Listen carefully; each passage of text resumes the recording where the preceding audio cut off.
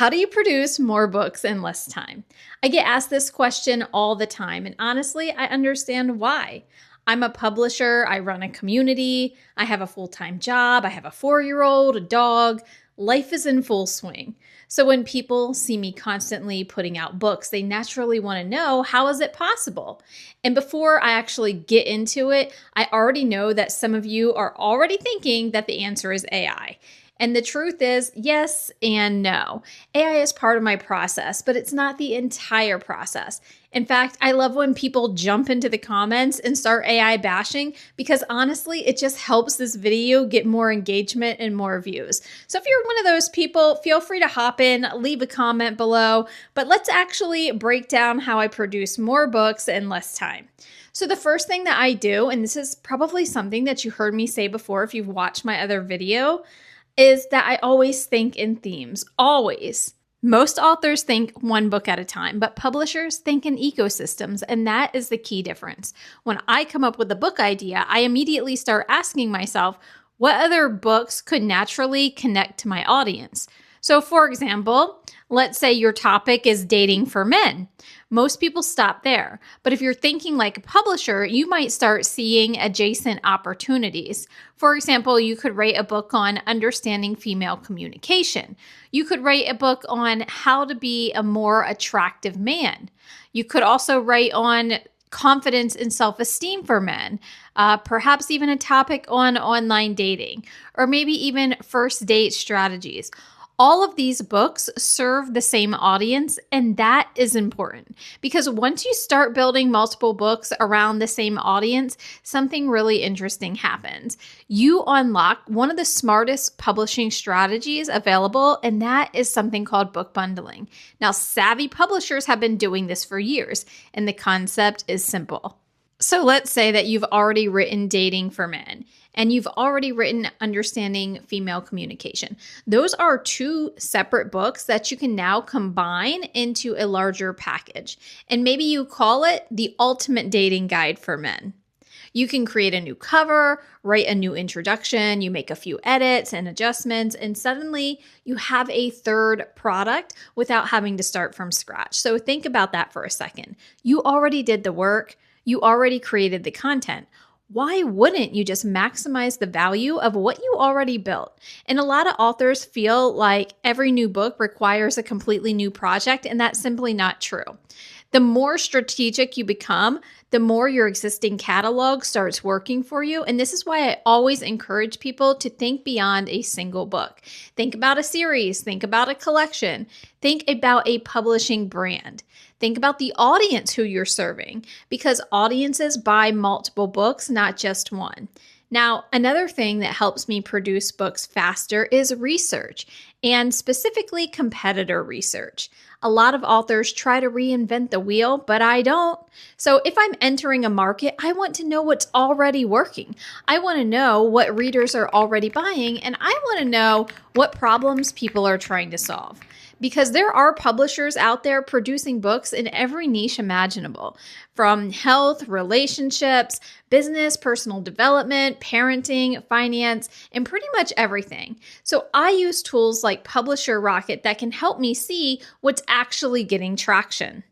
So if your goal is to create passive income through publishing, you don't get extra points for originality. You get rewarded for creating something that readers actually want. So study the market. Look at the successful books out there. Read reviews. Find out what readers love. Find out what readers complain about and use that information to build something better. That's not copying. That is research, and every successful business does this. Now let's take a moment to talk about AI because I know this is where the conversation gets a little controversial.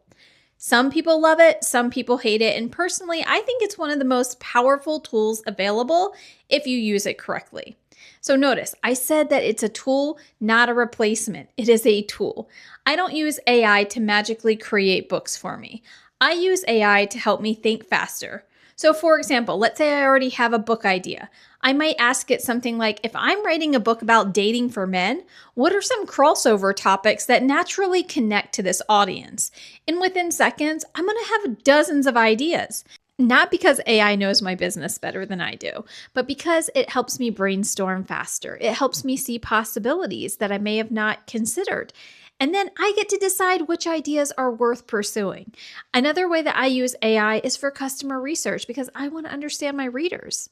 I want to know what are their frustrations, what are their goals, what questions do they have, what outcomes are they trying to solve, and how I can organize that information quickly. And then I also want to be able to analyze my competitors.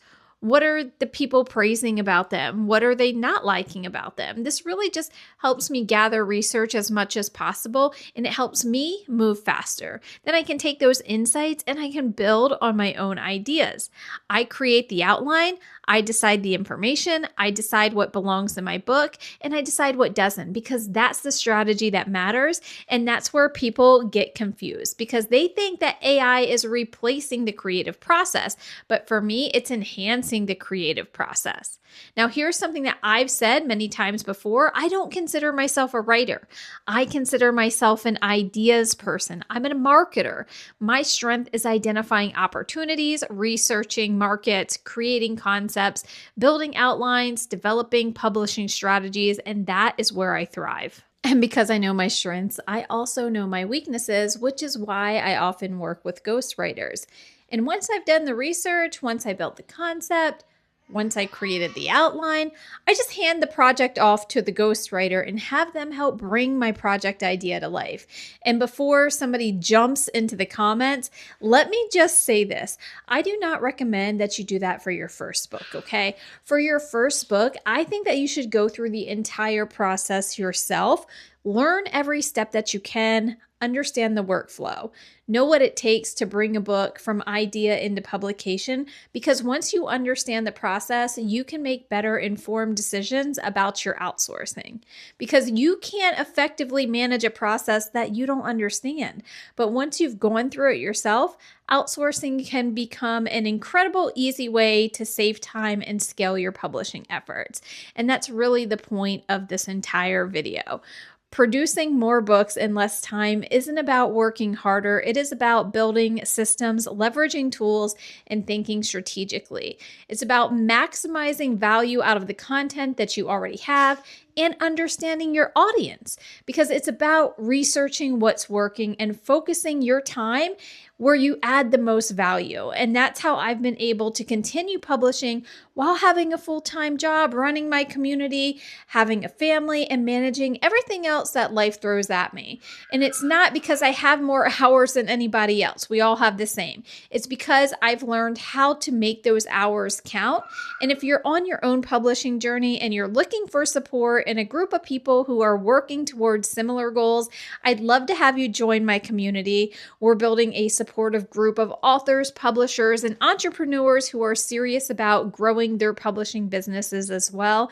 And if that sounds like something you'd benefit from, go ahead and check that link down below. And if this is something that you found value in this video today, make sure that you hit that like button, subscribe to the channel, and let me know in the comments what's one thing that's currently slowing down your publishing process right now. Thank you so much for watching. I'll see you in the next video.